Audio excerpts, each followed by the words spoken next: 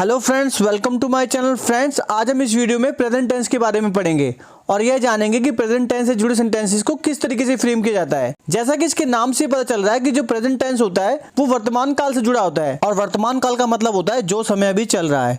चलिए हम present tense के सबसे पहले टाइप को समझते हैं, जिसका नाम है प्रेजेंट इंडेफिनिट टेंस। आप कैसे जानेंगे कि जो वाक्य है वो प्रेजेंट इंडेफिनिट टेंस में है या नहीं?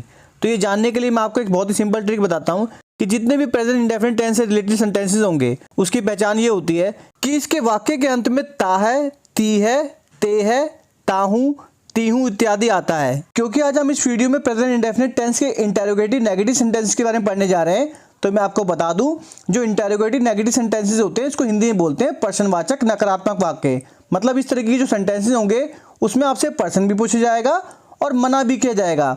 जैसे, क्या तुम घर पर नहीं पढ़ते हो? क्या वह सुंदर नहीं दिखती है? क्या तुम बहुत तेज नहीं दौड़ते हो? क्या वह जल्दी नहीं उठता है? तो इन सेंटेंसेस में आपने क्या देखा कि जो सेंटेंस है उसमें प्रश्न भी पूछा जा रहा है और मना भी किया जा रहा है। जो ये सेंटेंसेस होते हैं इसमें स्टार्टिंग में क्या आता है और बीच में नहीं आता है। और मैं आपको पहले ही बता चुका हूं जितने भी इंटेरोगेटिव सेंटेंस होते हैं उसके लास्ट में क्वेश्चन मार्क जरूर आता है। तो चलिए मैं आपको बता देता हूं कि जो प्रेजेंट इंडेफिनिट टेंस के इंटेरोगेटिव नेगेटिव सेंटेंसेस होते हैं इनको बनाने के रूल क्या हैं। तो रूल के हिसाब से सबसे पहले हेल्पिंग वर्ब आती है डू या डज, उसके बाद सब्जेक्ट आता है और सब्जेक्ट के बाद आता है नॉट, फिर वर्ब की फर्स्ट फॉर्म और लास्ट में ऑब्जेक्ट। मैं आपको बता देता हूं कि सेंटेंस में डू या डज का प्रयोग कब होगा। यदि वाक्य ही, शी, इट या सिंगुलर नाउन से शुरू हो तो हम डज का प्रयोग करेंगे, और वहीं अगर वाक्य आई, वी, यू, दे या प्लूरल नाउन से स्टार्ट हो तो डू का प्रयोग होगा। चलिए इस कंसेप्ट को एक एग्जांपल की हेल्प से समझने की कोशिश करते हैं। इसके लिए हम इंटेरोगेटिव नेगेटिव सेंटेंस का एक एग्जांपल लेते हैं। क्या पंकज अपना काम नहीं करता है? तो ये जो हमने सेंटेंस लिया ये इंटेरोगेटिव नेगेटिव सेंटेंस का एग्जांपल है। अब आपको कैसे पता चलेगा कि जो एग्जांपल है ये इंटेरोगेटिव नेगेटिव सेंटेंस का है या नहीं? तो याद कीजिए, मैंने आपको बताया था जो इंटेरोगेटिव नेगेटिव सेंटेंसेस होते हैं इस तरह के सेंटेंसेस की जो शुरुआत होती है वो क्या से होती है और सेंटेंस में नहीं भी आता है। मतलब इस सेंटेंसेस में प्रश्न भी पूछा जाता है और मना भी किया जाता है। अब इन सेंटेंस को फ्रेम करने के लिए रूल क्या है? सबसे पहले डू या डज आता है, फिर सब्जेक्ट आता है, फिर सब्जेक्ट के बाद नॉट आता है, फिर वर्ब की फर्स्ट फॉर्म और फिर ऑब्जेक्ट। अब आपके लिए ये जानना जरूरी है कि सेंटेंस में सब्जेक्ट क्या है, वर्ब क्या है, ऑब्जेक्ट क्या है। तो मैं आपको बता दूं जो सब्जेक्ट होता है उसको हिंदी में बोलते हैं कर्ता। मतलब जो मेन पर्सन होता है सेंटेंस में उसी को सब्जेक्ट बोला जाता है। जैसे इस सेंटेंस में जो पंकज है वो सब्जेक्ट है, क्योंकि सेंटेंस में जो मेन पर्सन है जो करता है वो है पंकज, तो सब्जेक्ट हो गया पंकज। अब हम समझते हैं वर्ब किसे बोलते हैं। वर्ब को हिंदी में बोलते हैं क्रिया। तो सेंटेंस में जो भी काम हो रहा होता है उसको बोलते हैं वर्ब। तो इस सेंटेंस में जो वर्ब है वो है करना, ठीक है। और सेंटेंस में सब्जेक्ट और वर्ब को हटा के जो भी चीज बचती है उसको बोलते हैं ऑब्जेक्ट। तो सेंटेंस में ऑब्जेक्ट हो गया अपना काम। अब हम सेंटेंस को फ्रेम करते हैं। तो रूल के हिसाब से सबसे पहले आएगा डू या डज। मैंने आपको बता रखा है अगर सेंटेंस ही, शी, इट या सिंगुलर नाउन से स्टार्ट हो तो आप डज का प्रयोग करेंगे, क्योंकि सेंटेंस की जो शुरुआत हो रही है वो हो रही है पंकज से और पंकज एक सिंगुलर नाउन है, तो हम क्या लगाएंगे? डज। अब डज के बाद आगे आएगा सब्जेक्ट, सब्जेक्ट है पंकज, फिर सब्जेक्ट के बाद आएगा नॉट, फिर आएगी वर्ब की फर्स्ट फॉर्म। तो वर्ब है इसमें कर्ता, कर्ता को इंग्लिश में बोलते हैं डू। बाकी बचा लास्ट में ऑब्जेक्ट, तो वो है अपना काम। अपना काम को बोलते हैं हिज वर्क। तो सेंटेंस क्या बन गया? Does Pankaj not do his work. और सेंटेंस खत्म होने के बाद लास्ट में इसमें क्वेश्चन मार्क लगाते हैं। चलिए इस कंसेप्ट को कुछ और एग्जांपल की हेल्प से समझने की कोशिश करते हैं। इसके लिए हम सबसे पहला एग्जांपल लेते हैं, क्या वह बांसुरी नहीं बजाता है? तो रूल के हिसाब से सबसे पहले क्या आएगा? डू या डज। और मैंने आपको बता रखा है अगर सेंटेंस ही, शी, इट या सिंगुलर नाउन से स्टार्ट हो तो आप डज का प्रयोग करेंगे। तो सबसे पहले आ गया डज, फिर आएगा सब्जेक्ट, सब्जेक्ट है वह, वह को बोलते हैं ही, फिर सब्जेक्ट के बाद आएगा नॉट, फिर आएगी वर्ब की फर्स्ट फॉर्म। तो वर्ब है बजाना, बजाना को बोलते हैं प्ले, और लास्ट में बच गया ऑब्जेक्ट, तो वो है बांसुरी, बांसुरी को बोलते हैं फ्लूट। तो सेंटेंस क्या बन गया? Does he not play on flute. और सेंटेंस के लास्ट में क्वेश्चन मार्क जरूर लगाना है। अब इसका एग्जांपल नंबर सेकंड देखते हैं, क्या वह मुझे नहीं जानती है? रूल के हिसाब से सबसे पहले आएगा डू या डज। तो मैंने आपको बता रखा है अगर सेंटेंस ही, शी, इट या सिंगुलर नाउन से स्टार्ट हो तो आप डज का प्रयोग करेंगे। तो सबसे पहले आ जाएगा डज, फिर आएगा सब्जेक्ट, सब्जेक्ट है वह, वह को बोलते हैं शी। मैंने अपनी पहली वाली वीडियोस में ये बात बता रखी है कि अगर वह लड़की हो तो उसके लिए लगाते हैं शी, और वह अगर लड़का हो तो लगाते हैं ही, क्योंकि इसके अंदर जो वह है वो लड़की है इसलिए मैंने लगाया शी। अब आएगा नॉट, सब्जेक्ट के बाद क्या आएगा? नॉट, फिर हमने लगा दिया नॉट, फिर आएगी वर्ब की फर्स्ट फॉर्म और इसमें वर्ब है जानती, तो जानती को बोलते हैं नो, ठीक है। लास्ट में आएगा आपका ऑब्जेक्ट, तो ऑब्जेक्ट है मुझे, मुझे को बोलते हैं मी। सेंटेंस क्या बन गया? डज शी नॉट नो मी। चलिए इसका एग्जांपल नंबर थर्ड समझते हैं, क्या वर्षा नहीं होती है? तो रूल के हिसाब से सबसे पहले क्या आएगा, डू या डज।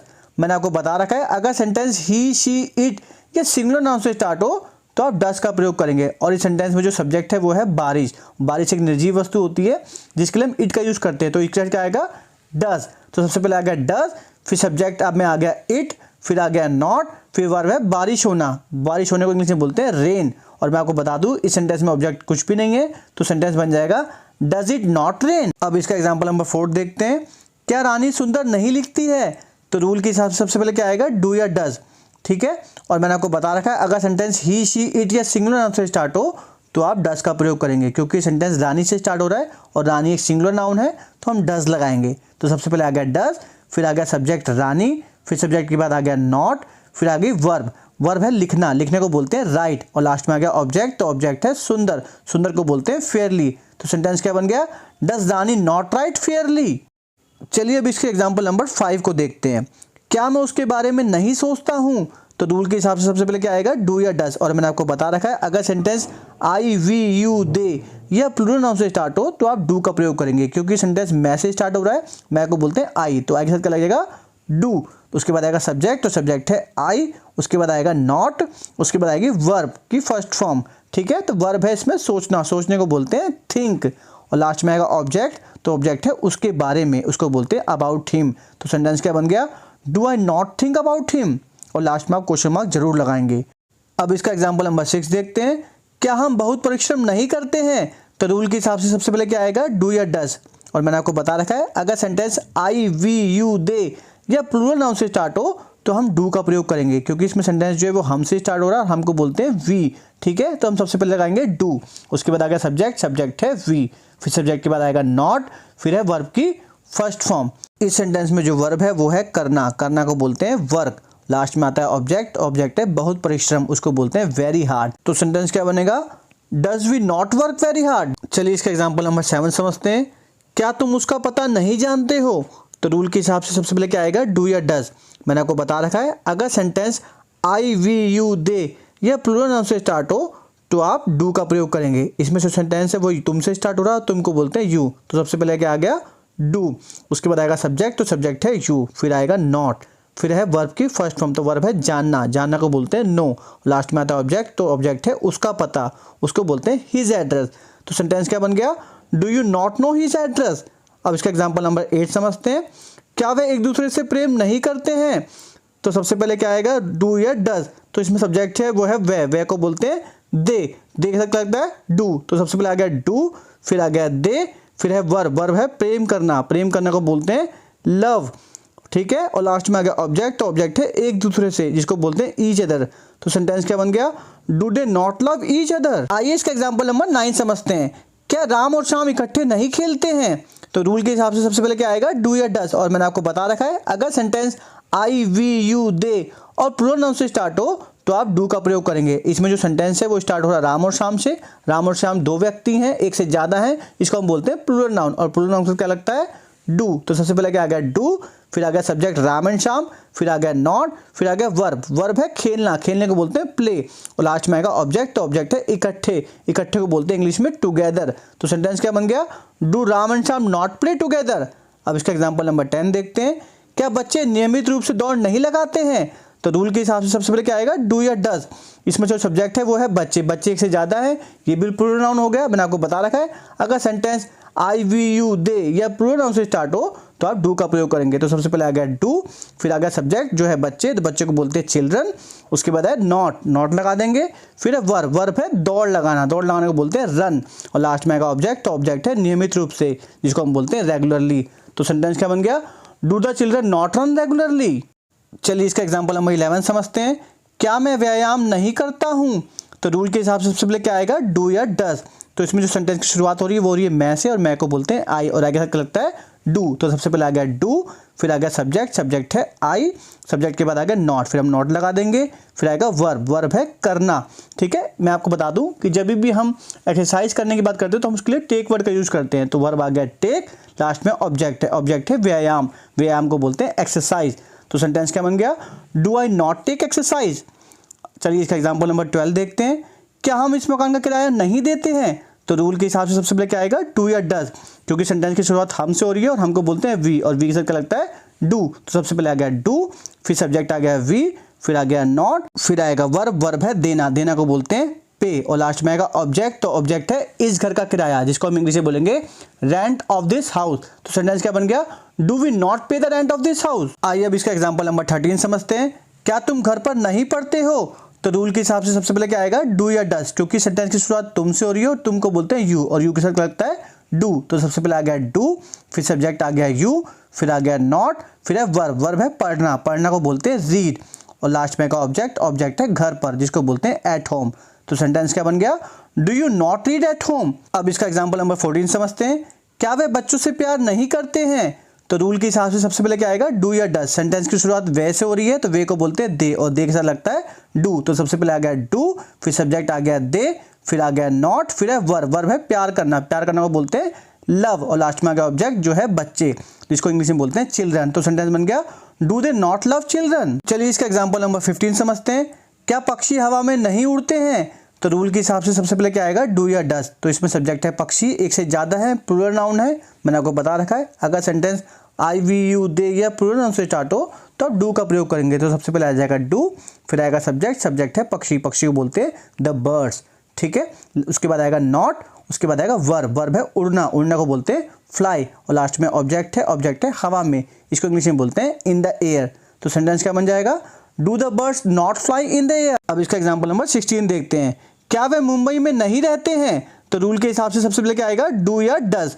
तो इसमें जो सब्जेक्ट है वो है वे, और वे को बोलते हैं दे, और दे के साथ क्या लगता है डू। तो सबसे पहले आ गया डू, फिर सब्जेक्ट आ गया दे, फिर उसके बाद आ गया नॉट, फिर है वर्ब, वर्ब है रहना, रहना को बोलते हैं लीव, और लास्ट में ऑब्जेक्ट, ऑब्जेक्ट है मुंबई में, जिसको बोलते हैं इन मुंबई। तो सेंटेंस क्या बन गया, do they not live in Mumbai. चलिए अब इसका एग्जाम्पल नंबर 17 समझते हैं। क्या राम और श्याम क्रिकेट नहीं खेलते हैं? तो रूल के हिसाब से सबसे पहले क्या आएगा, डू या डज। तो इसमें सब्जेक्ट है राम और श्याम, एक से ज़्यादा है, प्लूरल है, मैंने आपको बता रखा है। अगर sentence I we you they या प्लूरल नाउन से स्टार्ट हो तो हम डू का प्रयोग करेंगे। तो सबसे पहले आ जाएगा डू, फिर सब्जेक्ट आ जाएगा राम एंड श्याम, फिर आ जाएगा नॉट, फिर वर्ब है खेलना, खेलना को बोलते हैं प्ले, और लास्ट में ऑब्जेक्ट है क्रिकेट। तो सेंटेंस क्या बन गया, do Ram and Shyam not play cricket. अब इसका एग्जाम्पल नंबर 18 समझते हैं।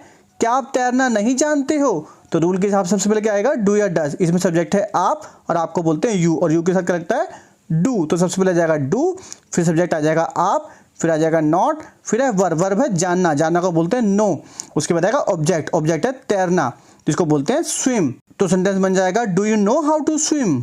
चलिए इसका एग्जाम्पल नंबर 19 समझते हैं। क्या बच्चे फूल नहीं तोड़ते हैं? तो रूल के हिसाब से सबसे पहले क्या आएगा, डू या डज। इसमें जो सब्जेक्ट है वो है बच्चे, एक से ज़्यादा है, प्लूरल नाउन है, तो सबसे पहले आ जाएगा डू, उसके बाद आएगा सब्जेक्ट, सब्जेक्ट है बच्चे, बच्चे को बोलते हैं चिल्ड्रन, फिर आ जाएगा नॉट, फिर है वर्ब, वर्ब है तोड़ना, तोड़ना को बोलते हैं प्लक। वैसे तो तोड़ने को बोलते हैं ब्रेक, लेकिन जब भी फूल तोड़ने की बात आएगी तो आप प्लक वर्ड का यूज करेंगे, ठीक है। और लास्ट में ऑब्जेक्ट है, ऑब्जेक्ट है फूल, इसको बोलते हैं फ्लावर्स। तो सेंटेंस क्या बन गया, do the children not plug flower. अब इसका एग्जाम्पल नंबर 20 समझते हैं। क्या आपके मित्र यहाँ नहीं आते हैं? तो रूल के हिसाब से सबसे पहले क्या आएगा, डू या डज, और मैंने आपको बता रखा है अगर sentence I we you they या प्लूरल नाउन से स्टार्ट हो तो हम डू का प्रयोग करेंगे। तो इसमें जो आप देख रहे हैं जो सब्जेक्ट है वो है आपके मित्र, एक से ज़्यादा है, प्लूरल नाउन है, तो हम लगाएंगे डू।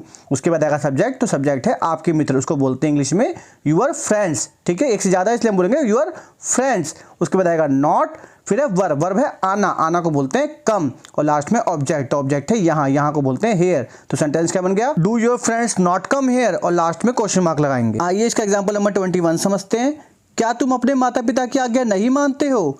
तो रूल के हिसाब से सबसे पहले क्या आएगा, डू या डज। इसमें जो सेंटेंस की शुरुआत हो रही है वो रही है तुमसे, और तुमको बोलते हैं यू, और यू के साथ क्या लगता है डू। तो सबसे पहले आ जाएगा डू, फिर आ जाएगा सब्जेक्ट जो है यू, फिर आ जाएगा नॉट, फिर आएगा वर्ब, वर्ब है आज्ञा मानना, आज्ञा मानना को बोलते हैं ओबे, और लास्ट में आएगा ऑब्जेक्ट जो है अपने माता पिता की, जिसको इंग्लिश में बोलते हैं यूर पेरेंट्स। तो सेंटेंस क्या बन गया, do you not obey your parents. अब इसका एग्जाम्पल नंबर 22 समझते हैं। क्या तुम सुबह जल्दी नहीं उठते हो? तो रूल के हिसाब से सबसे पहले क्या आएगा, डू या डज। तो सेंटेंस की शुरुआत हो रही है तुमसे, और तुमको बोलते हैं यू, यू के साथ क्या लगता है डू। तो सबसे पहले आ गया डू, फिर सब्जेक्ट आ गया यू, फिर आ गया नॉट, फिर आएगी वर्ब, वर्ब है उठना, उठना को बोलते हैं गेट अप, और लास्ट में आएगा ऑब्जेक्ट, ऑब्जेक्ट है सुबह जल्दी, जिसको इंग्लिश में बोलते हैं अर्ली इन द मॉर्निंग। तो सेंटेंस क्या बन गया, do you not get up early in the morning. I hope मैंने अभी तक आपको जो भी कुछ पढ़ाया है वो आपको समझ में आ चुका होगा। और अगर आपको मेरा पढ़ाया हुआ समझ में आ चुका है तो मैं आपको आपकी प्रैक्टिस के लिए कुछ सेंटेंसेस दे रहा हूँ। इन सेंटेंसेस को आपको करना है और इनके आंसर आप मुझे कमेंट बॉक्स में लिख के देंगे। फ्रेंड्स, इस वीडियो के लास्ट में मैं आपको कुछ वर्ब्स दूंगा जो इन सेंटेंसेस को फ्रेम करने में आपकी हेल्प करेगी। वैसे तो इस वीडियो में मैंने आपको इस टॉपिक को अच्छे तरीके से करा दिया है, फिर भी किसी स्टूडेंट को अगर कोई प्रॉब्लम होती है तो आप मुझे कमेंट बॉक्स में लिख के पूछ सकते हैं। आपकी कमेंट का रिप्लाई जरूर किया जाएगा और आपकी प्रॉब्लम को सॉल्व किया जाएगा। मैं इस बात को फिर से रिपीट कर रहा हूँ कि इस वीडियो को देखने के बावजूद भी अगर किसी भी स्टूडेंट को इंटेरोगेटिव नेगेटिव से रिलेटेड सेंटेंस को फ्रेम करने में कोई प्रॉब्लम होती है तो आप मुझे अपनी प्रॉब्लम कमेंट कर सकते हैं, शेयर कर सकते हैं। आपकी प्रॉब्लम का सॉल्यूशन जरूर किया जाएगा। अब आपको कुछ वर्ब्स लिख के दी जा रही हैं, आप इन वर्ब्स का यूज करके दिए गए सेंटेंसेस को इजीली फ्रेम कर सकते हैं। तो फ्रेंड्स, आज के लिए बस इतना ही। अगर वीडियो आपको अच्छी लगी हो तो प्लीज वीडियो को लाइक कीजिए और ज्यादा से ज्यादा सब्सक्राइब कीजिए। Friends, if you like this video, please like, subscribe and share my channel. Please like and subscribe my channel for more video like this.